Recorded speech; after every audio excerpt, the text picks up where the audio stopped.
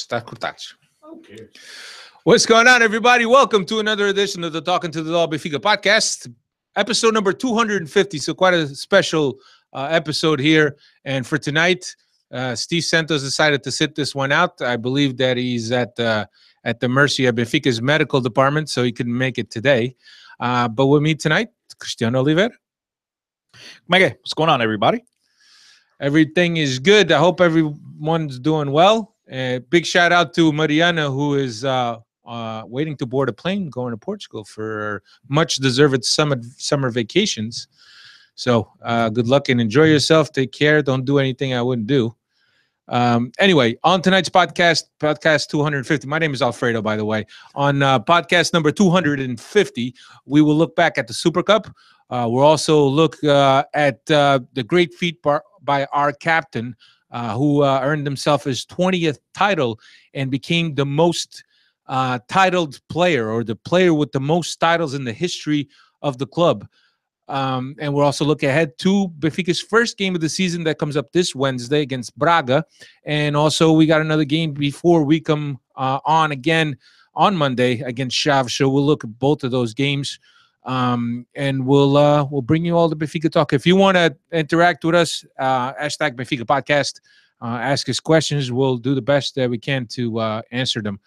Cristiano, how you been, man? I've been good, bro. You? Yeah, I'm ready to go to sleep. Doing good. Yeah, Steve's not here to keep you up. Yeah, so I took his spot today. Today I'm the sleepy one. So anyway, let's look at this the official start of the Portuguese season, the Super Cup. Benfica played Guimaraes, as you know. Both Benfica. This game usually opposes the champion of the league and also the champion of the cup, but because Benfica won both, Benfica was going to play Guimarães, who was also the finalist of the Portuguese Cup. So it was Benfica and Guimarães in Aveiro. And I'll give you the lineup real quick. Varela was in goal. Júlio César was hurt. Almeida, Luisao, Jardel, and Grimaldo across the back. Face and Pizzi, Salvio, and Servi on the wing. Jonas and Seferovic. Nothing too surprising here. We knew Almeida sooner or later was going to get back in that right back spot, as we mentioned. Might not be the flashiest and the most vertical of our right backs, but he's perhaps the most consistent, and we need some consistency. Grimaldo, after missing a few weeks or a few games with a knock, was able to get back and start. Of course, we all know that he didn't finish the game, but he did start. Everything else, nothing really. Well, I mean, everything else with the exception of the goalkeeper position, which was, I mean, the night before news came out that, when they came out with the list of players that were called up by Rui Vitória for this match, he was obviously not on the list. So that was a surprise. And then Varela makes his, Benfica debut in such a big match and stuff like that. So it was good to see. He looked a little nervous at first, but then he settled down. A guy that I think separa mediar, Benfica will be all right. But if this is the guy that you're going, looking at long term, I think Benfica, as according to reports, they're still trying to fortify that position and with a couple different goalkeepers. So, but he was, I guess, the only unknown coming into this match because everyone else, I mean, Jardel, you knew that if he's fit, he's going to come into the center of the defense. Grimaldo being fit, he's going to be on the left. Andre Almeida, that's our polyvalent. That guy plays anywhere and everywhere. So, yeah, I mean, I think you hit it right on the head. I think there's really no surprise with the exception of the whole inexperience with the goalkeeper. Yeah, absolutely. So right into the game, Benfica, a good 25-30. Oh, wait, it's Seferovic. And Seferovic? Yeah, I forgot. Dude, I'm sorry. But but he's another guy that, I mean, if I'm mentioning the fact that, Varela was making his debut, I gotta say, do the same thing with Seferovic. I mean, he played well in the preseason. He showed flashes. He looked like he could at least put the ball in the back of the net in a one-on-one situations, and he proved it again this week. Yeah. So those are the two unknowns, really. Yeah, coming into this game. Yeah. So, but everything else, like you said, status quo. Yeah, I think that Seferovic was was less of an unknown because of his performances during the preseason. Also, Mitroglou got hurt in the last game of the preseason. He managed to report it to camp late, so it made sense, even if Seferovic hadn't had the preseason that he had, which he absolutely surprised everyone by the preseason that he had. Even if he hadn't had that preseason, I think that he's the guy that gets the start over the other two guys because of the factors I just mentioned. So a good, I would say 25-30 minutes of the first half by Benfica, quick, pressing high, moving the ball around. You know, it wasn't too long until we got the goals. 6 minutes, Jonas, after an incomplete save by the goalkeeper, got his tally going, official tally going for the season. Then 5 minutes later, Seferovic, after a good pass from Pizzi, left-footed shot and put Benfica ahead by 2-0.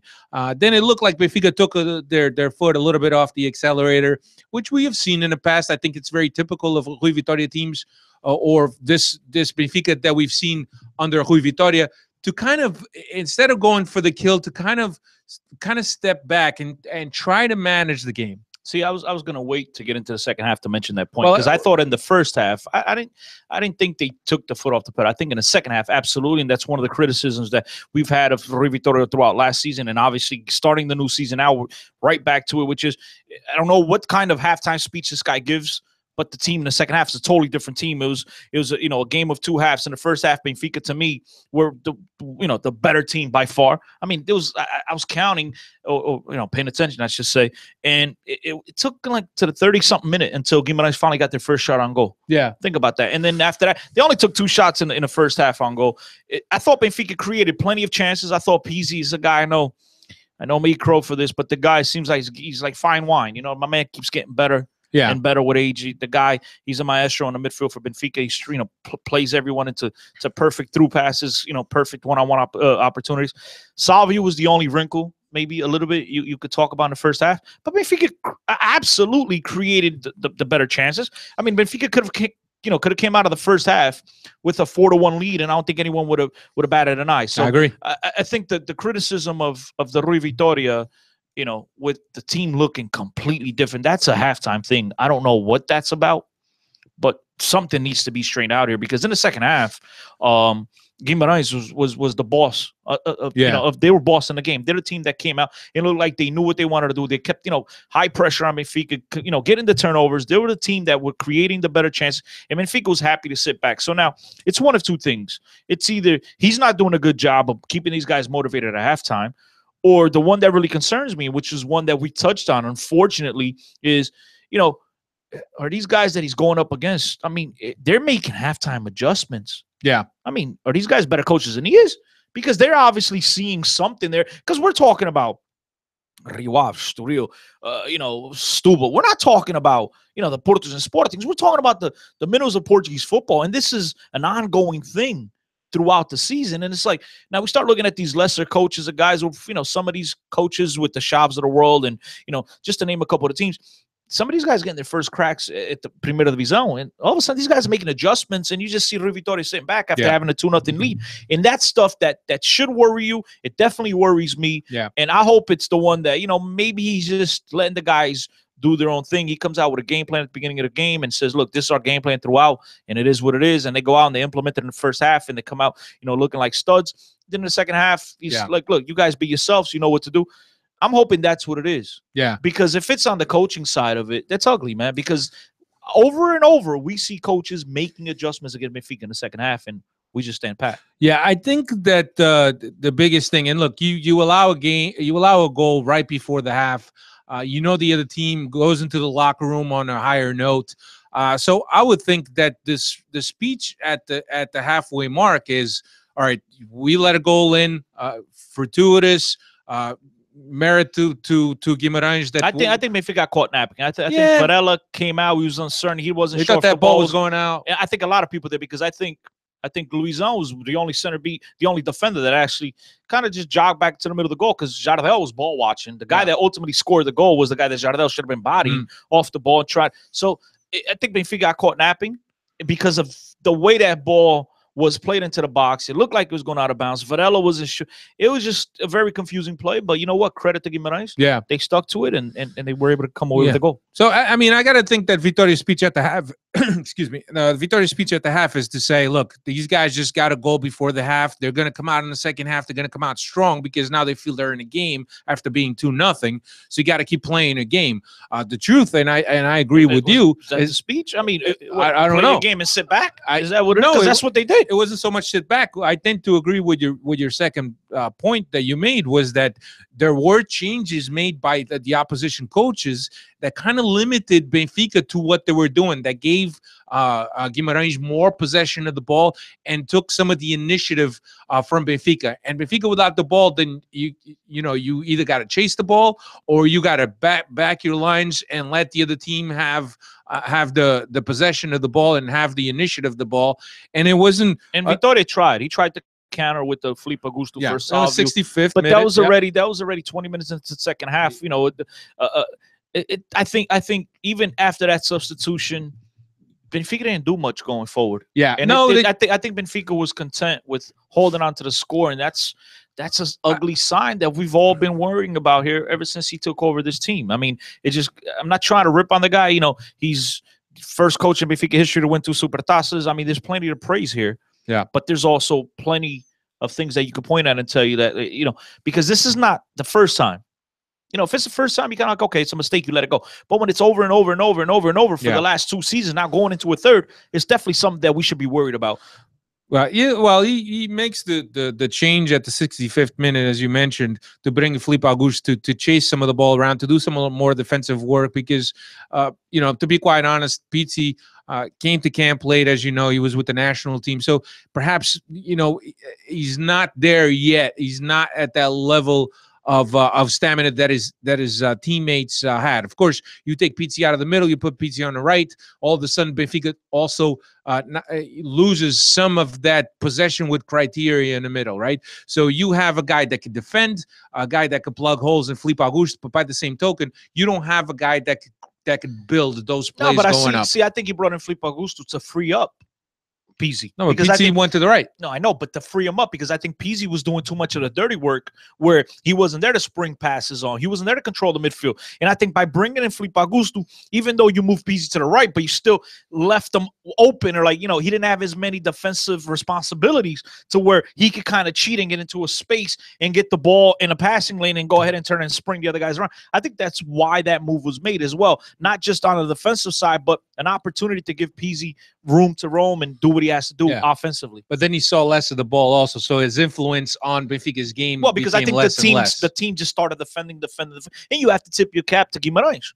They played well. Yeah. And the same thing in a Taça Portugal. It's always the same thing. And I know I'm repeating myself, but to me, that's the ugly side of the Benfica game here. And the Rivitar is that this happened the last time they played, with the exception of the 5-0 at 5-0 at the Stade de Luz. The game of the title. Yeah, the Liga Nos title that clinched the title.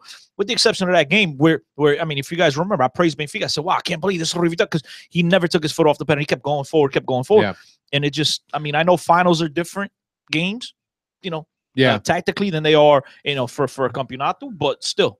Yeah, but I think it's just a typical game and a typical move by Rui Vitória, really. I mean, we've seen this time and time again from Rui Vitória's team, to the point that, and Cristiano and I are from well, not perhaps, but we're from a different generation where Benfica never took the foot off the gas, was always going after the result. And I think that seeing the way Benfica plays sometimes and backing up and giving some of these little teams, not that, no disrespect to Guimaraes, not to say that they're a little team, but definitely a team of lesser quality than Benfica, right? And to see Benfica give the initiative to these teams and allow them to press up on us, to come up on us, that's not the Benfica that I grew up with. So when I see that, I tend to cringe a little bit. You know, I get what Vitória is trying to do, controlling the game, but I think that we're giving away too much sometimes. Look, not to call Guimarães a small team, right? But I think if they play the same exact way against the Sporting and the Futebol Clube do Porto, I think they're in trouble. Because they do have the players that make the difference. They do have the players that could beat players one-on-one, because they'll have so much of the ball. Benfica will just be on their heels the whole time, and we'll get nothing going forward. So the opponent has a lot to do with it. Not to call them small, but the better the teams, the higher the risk is going to be for Benfica to play and come out like that in the second half. No, I agree. So so Benfica kind of balanced the game a little bit. They were able to plug in some holes, and then we just get Jimenez's goal, and Jimenez were just what was that, his first touch?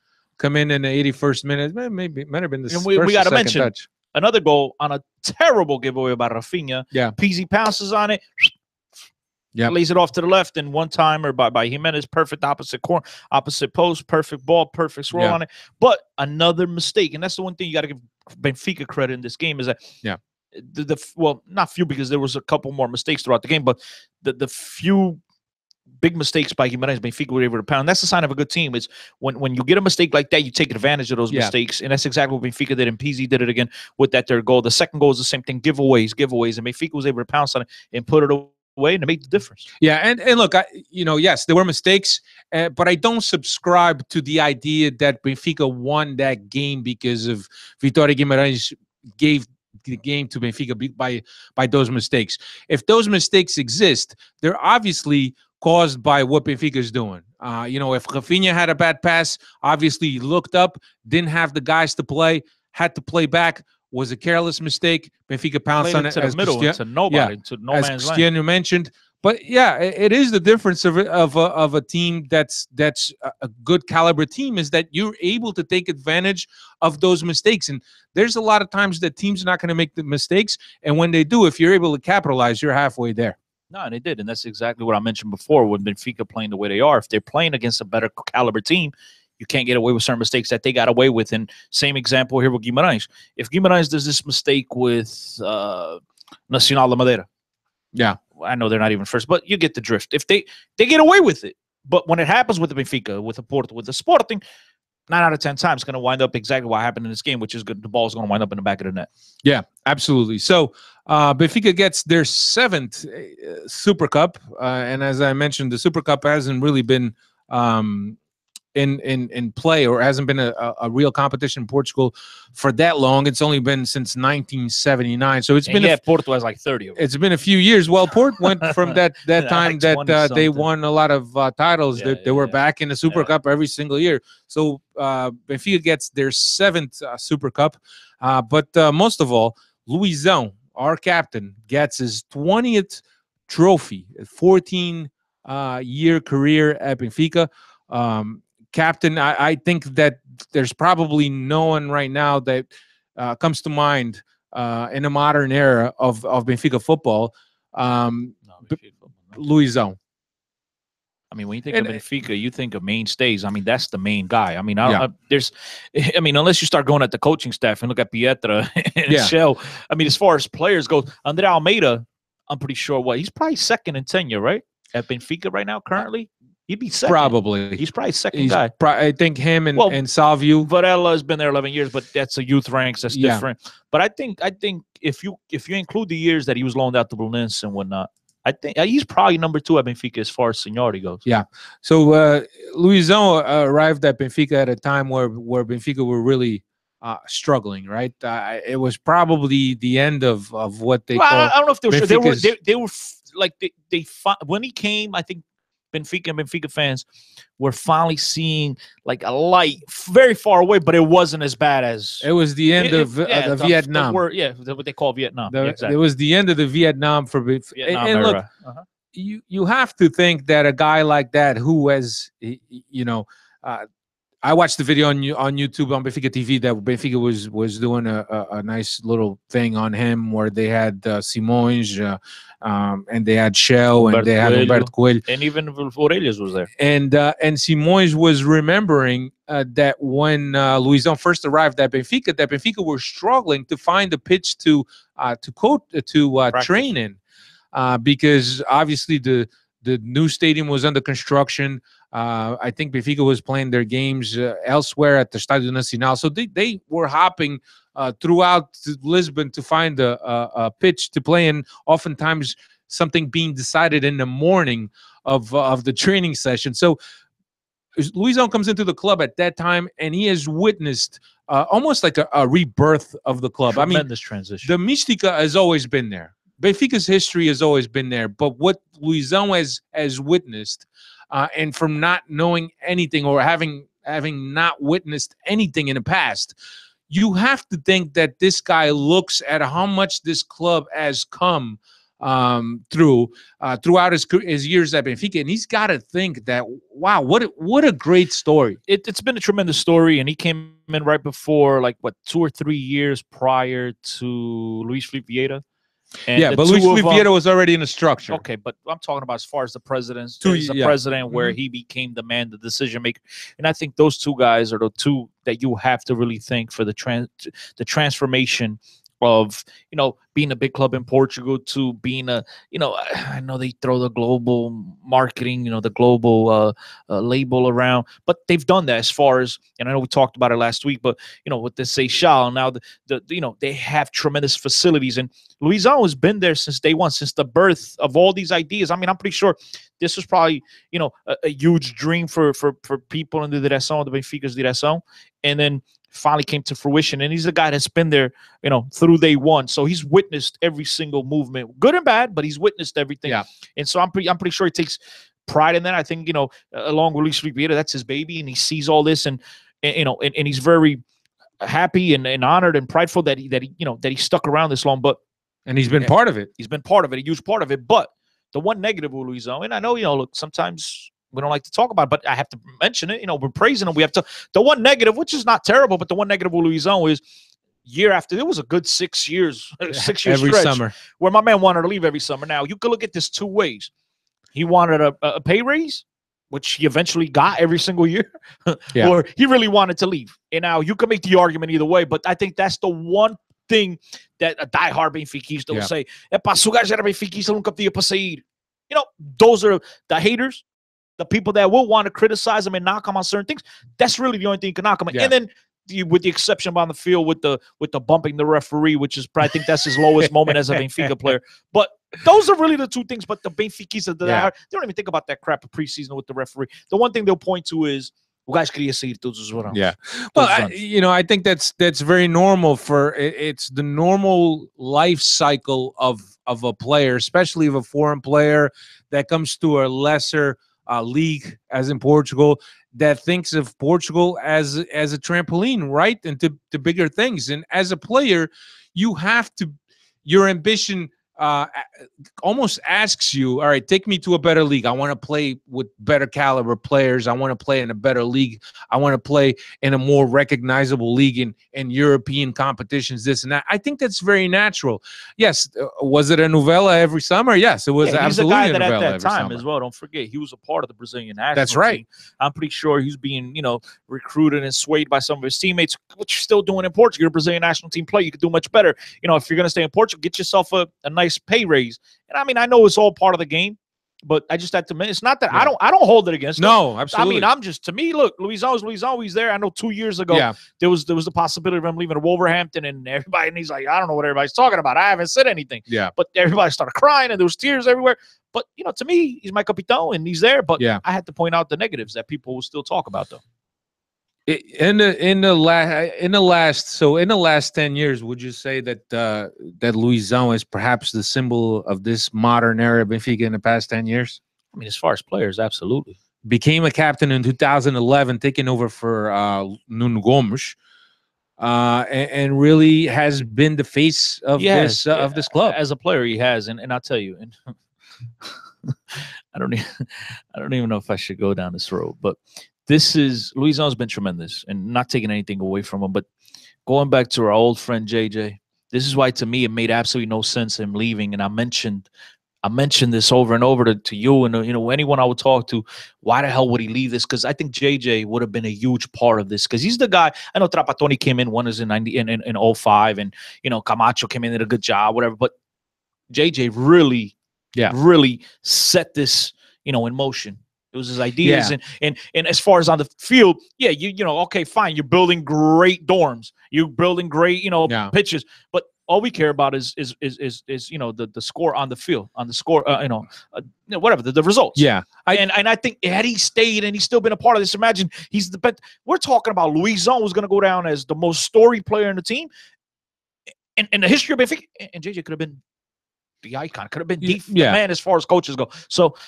Not to go back to that, but to me, those, I mean, And I think that huge influence on what's going on. That Luisao's state of mind and obviously being tempted to leave or being enticed to leave, I think that started diminishing when Benfica started winning titles and Benfica started becoming a team consistently winning titles. I think then that kind of diminished. Also, he got up in age, obviously, so that window shortened. But like Cristiano said, up until 2 years ago, there was still some interest in him. It was a championship. I mean, second division in England, but still, I mean, word is he's going to make $2 million, and he's like, listen, we'll talk when this. Yeah. I'll talk. I'll speak. If I leave, I'll speak. And he came out with a tremendous message to the fans.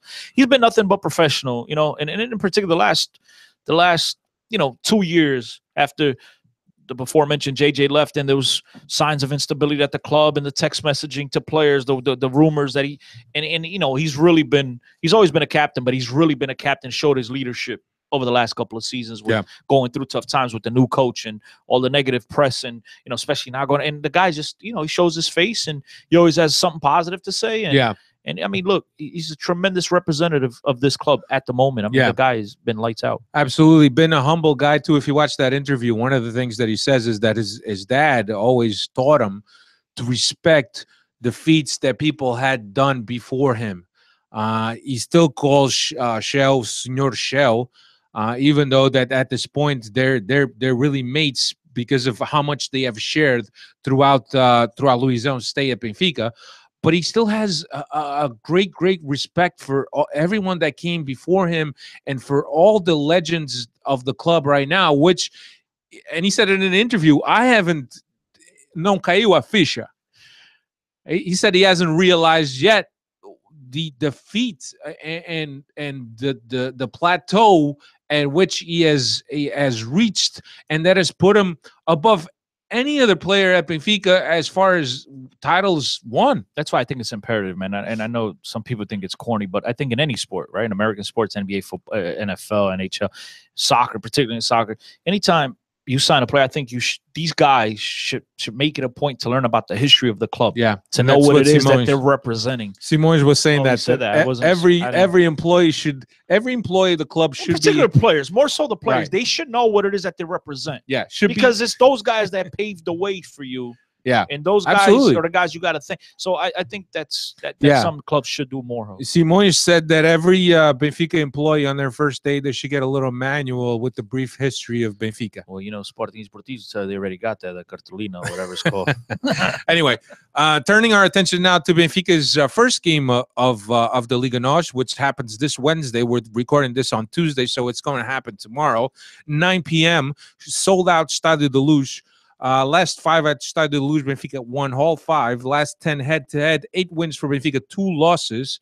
Braga's already played 2 competitive games. They were in the Europa League pre-qualifiers. They defeated AIK just this past week, if I'm not mistaken. Last week. Yeah, last week. 1-1 there, then 1-1 near, and they went to extra time, and Braga ended up getting the goal, the late winner to go. What we do know is they lost a very important player to the MLS, the Columbus Crew MLS, and he's always been a thorn on Benfica's side. He's a very skillful, very talented what's his player. name? Pedro Santos. Very talented player, sweet left foot, a little inconsistent at times, but still one of their most technical players. And losing him right now, especially, I mean, right now, stupid transfer window still going on. Yeah. I was going to say so close to the start of the season, but then like a light bulb went out like dummy. Still got like 3 weeks to go. Yeah, but the MLS closes out, I think, today or He's tomorrow. going to be a great addition to Columbus, but we're not here to talk about the MLS. Listen, he's an important player, but I'm pretty sure if they sold him, they have someone that they feel very comfortable that can replace him at any time. Yeah. So, Braga finished 5th last season. Always a good team, always in the top 5-6 teams of the Portuguese league. So as I mentioned, Pedro Santos will not be available. Wilson Eduardo, who's also a very good winger, Sporting product, has always been good for them. João Mario's brother, that's right. He won't be available either because of injury, but they do have Fabio Martins, who was at Chaves last year, scored that goal and they against have a Sporting. youngster, a young kid, right? 19-year-old, 17, 18-year-old, like a kid that everyone is pretty high on, right? Nuno something, Pedro something. I forget his name. No, it's my fault. Nalo. I don't know. I don't know his name. I'd have to look it up. Yeah, but they have Font, who's been good, and Horta. Our Horta's brother. Ricardo Horta. That's right. On Benfica's side, 6 injuries on a clinical bulletin that came out today. It's Julio Cesar, Grimaldo, Horta, Zivkovic, Carrilho, and Mitroglou. 2 of them are muscle-related injuries. 2 of them are traumatismos, which is basically when you get banged. And 2 of them are tendonitis. When you get banged by a leg or something. Say, when you get a knock. That's right. Yeah. When you pick up a knock. Somebody kicks you. So I know that there's a lot of. What I know is this, man. Steve, I hope when he listens to this, he won't try to, he won't want to choke me. But I'm getting fed up with Grimaldo, man. This guy, every week, the guy's on the injury shelf. The guy picks up, comes back, misses 4 months, comes back, misses 3 months, comes back. I mean, what's up with this guy? This is one of the reasons when everybody was so high that he was so sure that he was leaving this summer. And I said, I'm not sure because the guy just missed like 6 months. I mean, play the tapes back.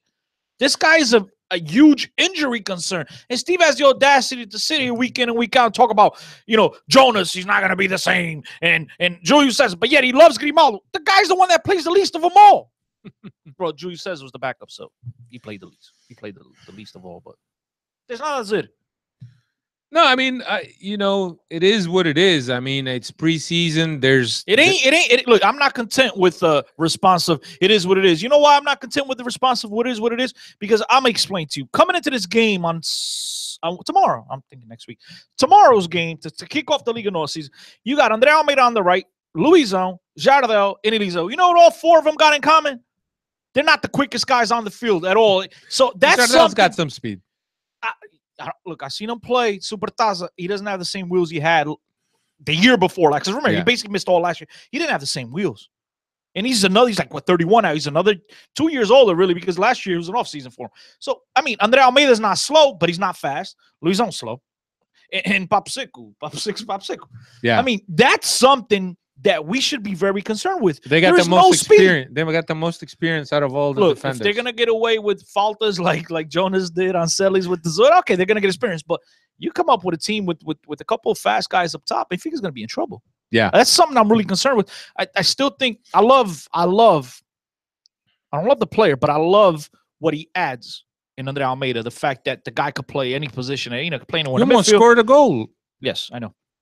Yeah, he'd been better. He would have scored. But no, I'm joking. I do like what he adds to the team. But look, I still need I want a better right back. I'll be content with Grimaldo if Grimaldo is 100%, which obviously that's going to be a huge problem for the whole season with this guy being fit. But and I know you guys are going to mention to me the Calecas and the Ruben Diaz, and I like Lisandro a lot more than a lot of other people do. I think he's serviceable. I'm not telling this guy's going to be a starter and be the next Luisao in the club, but I do think he could fill the hole for a couple games. But I would like a center back, man, that gives me something, that excitement going forward. Okay, maybe he's not going to be a starter, but he could come in and kind of be, the backup to these guys, a guy that could gain experience, that's got some wheels, that knows how to play football. I want someone like this on the club, and I'm not sure we have him right now. At this point, I'd pick Jardel over Lisandro all day. I'm not saying any different.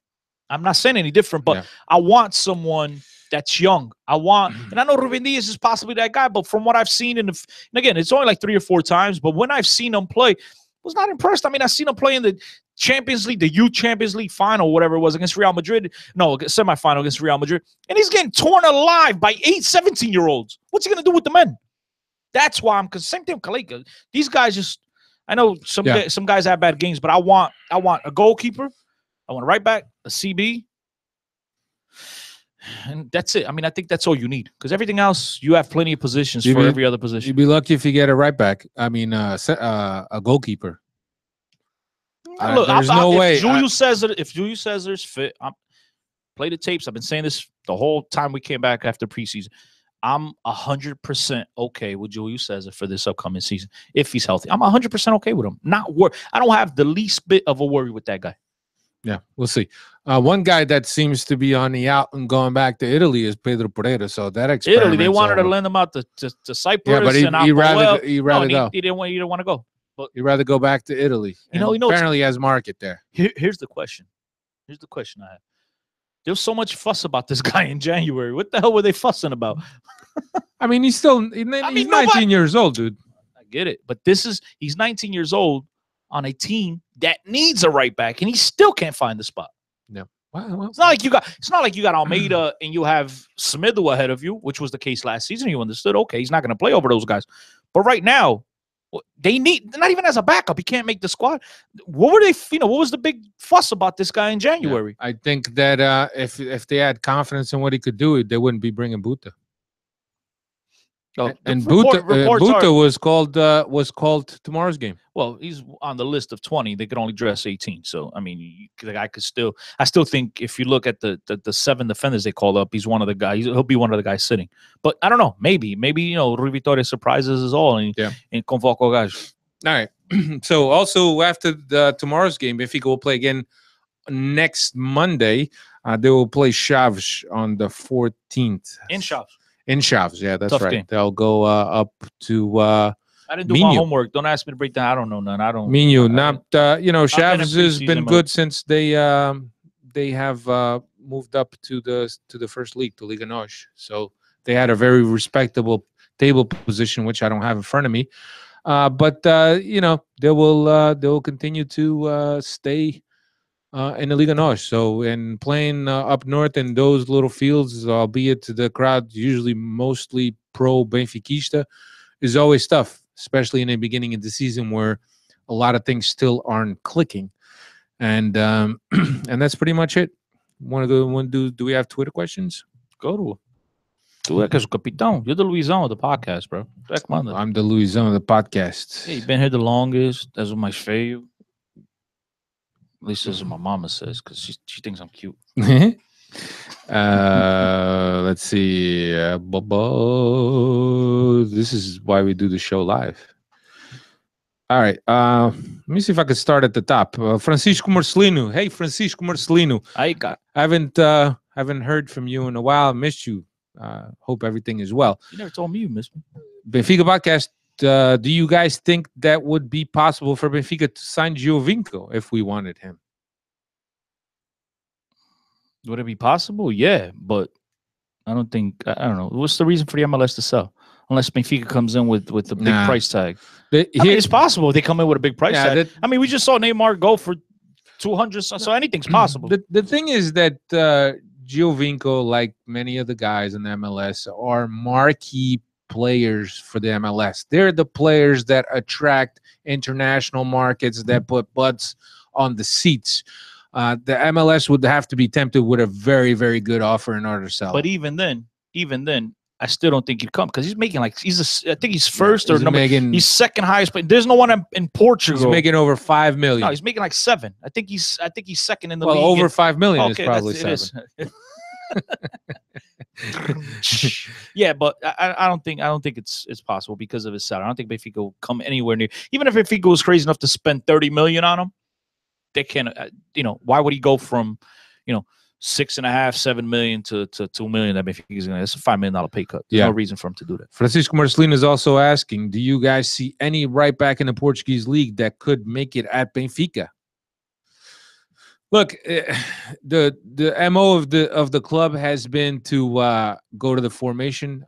There's no reason with players like Buta and Pedro Pereira, albeit Pedro Pereira not having worked out. Benfica, well, they did. They'll go They won't go to the Portuguese league. They did sign the 18-year-old Vieira. I don't know his Patrick name. Vieira. No, from Marítimo. No, that guy. I think they loaned him out to Stubble already. If I'm not mistaken, he's been loaned out. No, not that guy. They signed the 18-year-old from Vitória Guimaraes, and they put him on the B team or whatever it is. He's not going to be part of the B. He's a future signing, but they signed him. He's a right back. You don't recall? Right at the end of the season, before the season even ended, they announced I think it was Vieira. No, that's Patrick Vieira. That's the guy from Marítimo. No, I'm talking about the kid from Vitória Guimarães. I don't have his name in front of me, but but he's too young, dude. He's like 17. That's what I'm saying. They did sign him. He's a guy that they have high aspirations for. They think they signed him to like a 6-year deal. They think this guy's going to be the future. And the one kid that we all liked was the former Benfica kid that was also a Vitória Guimaraes, and he got sold to Fiorentina. Yeah. What's his name? I know, Gaspar. Bruno Gaspar. That's a guy that I think could have, Yeah. Especially now we see what's going on with Pedro Pereira. That's a guy that could have. He said there was never any contacts from Benfica. I think Benfica thought they were well served with Pereira. Yeah, I mean, it could be. Tony Lima, he says, I'm so sick of losing our players. It seems we would hold on to players longer than we do now. What do you guys think? Money. It's all about money. Yeah, you know, it's about money. It's the model. It's not just the model, but you see, like, you know, the salaries and even the transfers, everything has gone up like triple, not even double. The prices, the salaries that these guys are charging in other leagues compared to the Portuguese league is minuscule, man. These guys it's huge compared to the Portuguese, who is minuscule. These guys, any chance they get to make a difference, I mean, some guys have an 8-year, 5-year window to make money. Yeah. You know what I mean? These guys, you know, they're not going to want to stay in Portugal making 130,000 regarding even at Benfica. I mean, you got guys that are making 200,000, 300. That's not when you can make 1 point. Look at a guy like Renato Sanchez. Okay. I know Benfica made a lot of money, you know, but even if it was like, okay, you can stay at Benfica or leave to Bayern Munich on a free, it's up to you. Forget the club. So the guy went from making like 100 and something thousand to making close to 4 million. Who the hell in their right mind is not going to want to do that? And we're not talking about guys that come from money. You know what I mean? If these guys already got 50 million in the bank, you know what? I'll stay where I love. Yeah. No, these guys are trying to bank, you know, to make that bankroll. So it's the model, but I think most importantly, it's about money. Yeah. I think that, you know, there's Benfica farms these players and hoping that they can make good money selling them. I mean, it's unfortunate that it's like that. Tony Lima also says, I think we agree with them that we need a center back, a right back, and a goalkeeper. If Benfica doesn't fill these gaps, do you really think we can win the Liga? It's gonna be tough. It's good. I think it's good enough for the Liga. In Europe, I'm confused. I'm really worried right now because Sergio Conceição's made a dramatic difference with that team. I think he's gonna have these guys in every game. And Sporting to me is the one here that you really don't know what to expect with these guys, because if the guys that they did pick up, the Quinteros, the Mateos, these guys, if they stay healthy, to me they're the favorites. But then again, they're huge question marks. We're talking about guys that are never healthy. So if they're healthy, I think Sporting, I'd actually give Sporting a better chance than Benfica. But then again, Benfica's got the structures, got the experience. These guys have been playing together for years. Svedovic looks like he's going to be a great addition to the squad. Defensively, leaves a lot to be desired. Is it good enough to beat the other teams in Portugal, with the exception of, you know, the let's say the 4 teams, Braga, Porto, Guimarães, and Sporting, right? Everyone else, that defense should be good enough. But, I mean, come on, man. Yeah. It's still too many gaps for me. It's too short for Europe. That's my opinion. Oh, yeah, that too. But I by no means share Cristiano's feeling of being a little nervous and hesitant with what we have. I think, like I mentioned, trust the process. Whatever they're doing over there, they must know what they're doing. So it's been working for the past couple years. So we'll see what happens. But is it thin? Yes. Could it be better? Absolutely. But you know, I don't work with these guys every day. I don't see these guys every day. Obviously, there's a whole staff of coaches and sports scientists that are looking at these guys and that are obviously have much better informed and trained opinions than we do about what these guys could do. So obviously, I look at it this way. As I mentioned, trust the process. I look at it this way. They lost the best right back in the league, top 2, top 3 center back in Portugal. They lost the top goalie in the league. And, you know, hadn't Porto really kicked themselves in the ass last year, the finishing line would have been much tighter than it even was. And now I think they've gotten better. I think Sporting's gotten better. And I think Benfica stayed at the very minimum. I don't think Benfica's gotten better. At the very minimum, Benfica's equal. They haven't got – you can't tell me Benfica is a better team this year than they were at the end of last season. And you can make the argument for both of the other clubs that they've gotten better. That's my point. Yeah. Benfica's not gotten better. I don't care what you say. You can't tell me you lose Everson, Lindelof, and Smithu, and you gotten better. Especially when you didn't even replace these guys with the outside help. You did not get better. You lose 3 guys of that 5 defensive line. I mean, He did not get better, Alfredo. So No, that's why I I'm agree with concerned. you. That's I what I agree with mean. you. I'm being realistic, and I know some people are gonna, be upset that I'm saying. But look, I call it as I see it, guys. Yeah, I agree with you, and that's why I'm saying that it's probably going to be good enough for domestic competition. As far as Europe and Champions League, we'll see. I think that if we get dealt a hard Champions League group, I think we're going to struggle to come out of the group stage. But it's too early, and we're just speculating. We're just going by what we've seen. We haven't really gotten or seen this Benfica at a very high level, and it's still early. So we're just speculating. Here's one from Mo. Greetings to all and happy Rumo ao Penta. Who do you think will have a breakout year? And will Rafa and Carrillo ride the bench? Breakout year. I think it's Fedovic keeps playing to what we've seen. I mean, one official game, 3 or 4 preseason games. And if he comes in and he gives you anything close to 20 goals, I mean, I think we'll all take it. You know what I mean? So I think he'll be the breakout guy. I think the kid like Diogo Gonçalves, if he does get an opportunity to play, I'm just not sure he's going to get that much of an opportunity because we have like 6 or 7 wingers on this damn club. So those are my breakout guys. As far as Rafa and Carrillo, got a little bit more confidence in Rafa. I think Carrillo Benfica could get anything decent for him, or even, someone to pay a loan. I think they'll be more than glad to ship him out. I think Carrillo leaves before August 31st. There's interest. There's been names mentioned. Rafa, it's an enigma, just like last year. My breakout guy for this year is going to be Servi. I think that Servi at one point is going to be lights out throughout this season. We got more confidence in that'll have a better year, Servi or Zivkovic? Servi.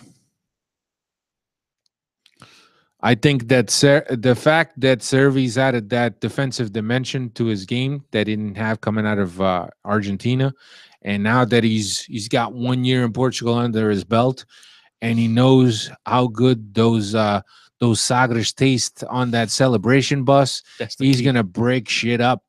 I think Zivkovic got a higher ceiling though. And he does. I think if he gets healthy, I agree. And look, you can make the same argument you just make for this guy. You can make for him. Yeah, it's but another year in Portugal. Is he going to sit Salvio in order to play Zivkovic? If he progresses the way we hope he does and we expect him to, I mean, look, Salvio puts in the work, but sometimes the work isn't all that that's necessary. You need a little bit more with that. So I think Zivkovic, if he comes back healthy, and I think he's got a shot here. I think he's got a really good shot. Yeah, well, that depends whether Vitória is going to give him time or not. You can't. Well, I think right now it's going to be between him and Rafa as the backup, like because you got Salvio and Servi, and it's going to be one of those two guys going to be the first option off the bench. Either one of them gets. So it depends. I mean, look, I said it over and over and over and over last year. That's why we've seen these guys get swapped 50 million times. It's going to take one to grab the opportunity by the horns, and maybe Zivkovic does it, maybe not. We'll see what happens. But I do have confidence that he could be a little bit better this season than he was last season. Do you want to answer this question from this guy? What do you guys think of Benfica's defense? Will they go to? I just answered that question. I mean, no disrespect, but I just answered that question, which, Benfica did not get better. The defense is not better than last year's, and we got 3 weeks to go on the transfer deadline. So we'll see what happens. Question was, what do we think about Benfica's defense? And I answered that before. Yeah. Anyway, that's all we got for tonight. Next week, Steve Santos will be here. Hopefully, the massages he's getting right now. He's playing the Luisao card that Luisao played all those years. He's using to his advantage. Hopefully, the massages he's getting right now are gonna loosen up some of his muscles. And hopefully, they're working on his internet at the same time while he's getting massages. And we'll be back. I think that's all we got. Next week, we will be back and break down the Braga game. Also the Chaves game. We'll look ahead to what's next for Benfica up and coming. I think we have. Oh, it's in September. I was thinking about the international break. Right, it's in September, right? First week, yeah. So anyway, we will be back next week. Thanks for checking us out. Thank you very much, Mariana. Have a good trip to Portugal. Enjoy yourself. Everybody else, Nelson Lucindo's birthday was yesterday. Happy birthday. Nelson. And I think that's it. Thanks everybody for checking us out. Don't forget to subscribe via iTunes, at Benfica Podcast, at Tencio10, at Steve Santos 6. planetbenfica.co.uk. Don't forget to check those out. Another Benfiquista profile up on the site right now. I enjoyed this one. Not that I haven't enjoyed the other ones, but I really I've enjoyed this one. Thank you very much, everybody. Talk to you next week. Cumpres.